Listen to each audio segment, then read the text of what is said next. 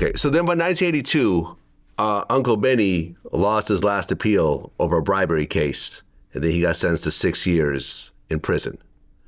And a guy named Eddie Chan stepped in and took over. And he was a former Hong Kong police sergeant. Right. With ties to the Triad. In Hong Kong, yeah. He was known as the Sixth Dragon? Yes. Okay. And he basically became the most powerful Tong in New York. Oh, yeah. Were you dealing with him at all or no? I had one dealing with him, yeah. I had one, yeah. Okay. By then, by the 1980s, heroin started to blow up. Yes. But along with heroin, there was the videotape business. Correct. And you said that it was actually just as profitable as heroin. Oh, yeah, yeah. So you guys started doing basically illegal videotape distribution? Yeah. Okay. And how did that ultimately work out? So actually, Vincent Jew, the boss of the founder of Watching from San Francisco, he monopolized of that videotape. So when he started to open, he had it first at San Francisco. So this is the very, very beginning of videotape where they start to, closing down theaters because of videotape, right? So he had this franchise from Hong Kong, and then he started opening in the East Coast. So by then, the founder of the White Tiger, Stinky Bug, you got to remember, he was with us back then when we fought all the way to Mott. So by then we got along. He understand and everything. He knew. So we straightened out our differences and everything. So we wasn't at war no more with the White Tiger, and then. But you and Stinky Bug became friends again, even though he tried to kill you. Yes, and you know what? You talk about Irving. Remember? Yeah. If I didn't forgive him, he wouldn't be dead today. Because after he shot me, he left the state. Stinky Bug came and talked to me. We were sitting on Grand Hyatt when they first opened, 42nd Street, the hotel, the lobby of they have coffee shop. I don't know if they still have it or not. On the lobby, they got a big section of coffee shop. We sat there and talked, and the last thing he said, "Kid, could you forget Irving, the guy that, shot you?" I said, "Yeah." I said, "Why? What happened? Why he need me to forgive him?" He says, he won't come back to the state unless he got you okay. He said, everything's okay. Because he was worried about revenge. He was worried about it. Yeah, correct, yeah. So he never stepped back into the state until I said, okay, if you have him in front of me and apologized to me and told me that with his mouth saying that he's sorry, I will forgive him. Then he said, okay. So you met up with the guy who shot you, and he apologized to you. Yeah, I shook hands with him that day. When I walked in, he wanted to give me a cup of tea. His boss poured him a cup of tea, say sorry with this cup of tea. The tea and the bottom of the tea, where you have a glass cup, to hold the drips, it was actually clinking. Like he was he was nervous. I hold his hand and say, "It's a kid. Don't worry about it. I'm here. You have nothing to worry about if I tell you to come here." So he calmed down a little bit, and then he said sorry. I said, "Okay, you good?" And then by saying that, 3 months later, he's the first guy got shot in Golden Star. That night was 3 killed, 11 or 8 injured with the Flying Dragon. Yeah, he was there. He was on the payphone. He was the first guy who got shot. I don't know how many bullets, 6, 7, or quite few. But now, when he died, I said to myself, if I wouldn't forgive him, would he be there that night? Who knows? Who knows? Yeah.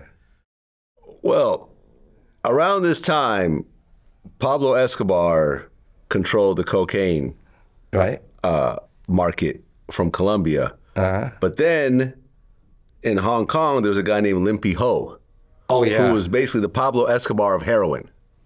Yeah, he's a big time. And he controlled the whole world market of heroin from Hong Kong.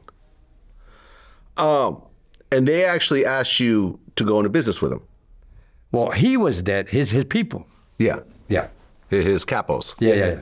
Okay. So they wanted to give you 200 pounds of heroin?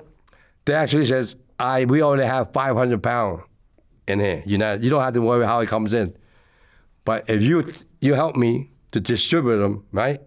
Get rid of them, all we want is 250 pounds of the worth of goods, and you keep the other 250.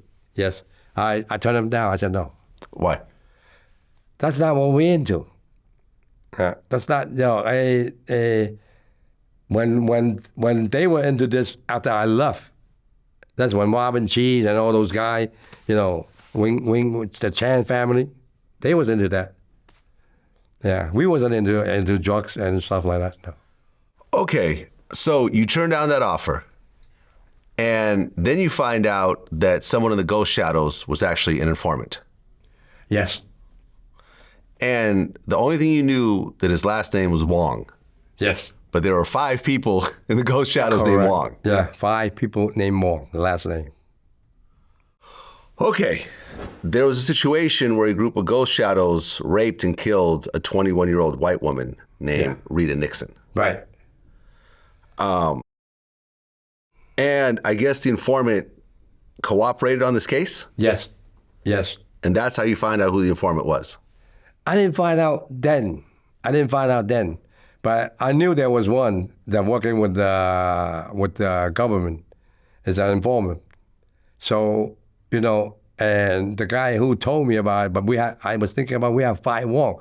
So I tried to eliminate who's the most likely the one and who's not. Yeah. But wasn't then, yeah. You eventually found out it was a guy named Raymond Wong. Later on, yeah. Right. And he was working with the state prosecutor, Nancy Ryan. Correct, yeah. That ultimately was the one that went after you. Yeah. Okay. So then there was a situation where Applehead and you saw Nikki Louie driving and you shot at him. Yeah, correct. What was the situation about? Okay, one of my guys just bought a Lincoln Mark IV, right? So it was pretty nice. I said, wow. Once he drove down to my street, I said, yo, where you get this car? I never seen him with this car before. Oh, I just bought it. His name is Paul Wong, Fu Man, a.k.a. Fu Man. So I said, Fu Man, let me test this car. So he gave me the key. So I went, by the time I was driving the second block at the end of Mott Street, that's where Mott and Paco, a Cham Square. And Apple had bumped into it. He stopped waving at me, told me to stop. I said, what? Wow, man, this car is nice, man. Let me drive it, right? I said, that's not my car, I'm testing. Okay, let me test that. So he jumped into the car. That day was like snowing a little bit. So it had a moon roof. So, yeah, so he was cruising. By the second block, when he made the right turn on Town Square, going toward where the 100 Center Street is, right, where the courthouse at, where he made the turn. I said, behind that looks like Nikki. I said, see if it's Nikki. I said, we spotted him. And then I said, listen, he was by himself. I said, wow, I was packed. I always carry. So, now, at this piece, I told Apple, try as close as to him. By the time we got to him, it's almost like 100 Center Street, where the courthouse is, in front of the court. But it was like at night, like 8 o'clock. So instead of rolling around, roll down the window, I like this moon move. So I got down the moon move, and I said, get close to him, I'm going to shoot him down from the moon move, right? So when he got close, then he got so excited, and then he started making left turn. So I pumped all the bullet. It wasn't close enough, so I pumped all the bullet. But he shot. I could say Nikki was shot because once he saw that thing, the gun, and he was stuck down and pressed on his gas pedal. But that day was snowing. Yeah, like I said, I'm a lousy shooter. I always miss them. Well, later on in court documents, Nikki Louie had a plea agreement, and it said that Taiwan, Nikki himself, and Spare Rib were actually planning to kill you because they felt that you would soon go after them. Uh-huh. So these guys you were close to actually tried to kill you as well. They tried to kill me, but I had no intention of killing them. I had no intention of going to war with them. Inside them, they think that I'm after them. But no, I'm not after nobody. If I want to go after Taiwan, Taiwan would have been dead right now. The day that he took over, he would have been dead. Those are all my people on the street. As a matter of fact, when I was laying on the bed at Beekman Hospital, 2 guys came up and told me, you gave him an okay to whack Taiwan. I said, no, you can't do that. I said, if I know he's dead, you're responsible. I'm coming after you. They didn't do it.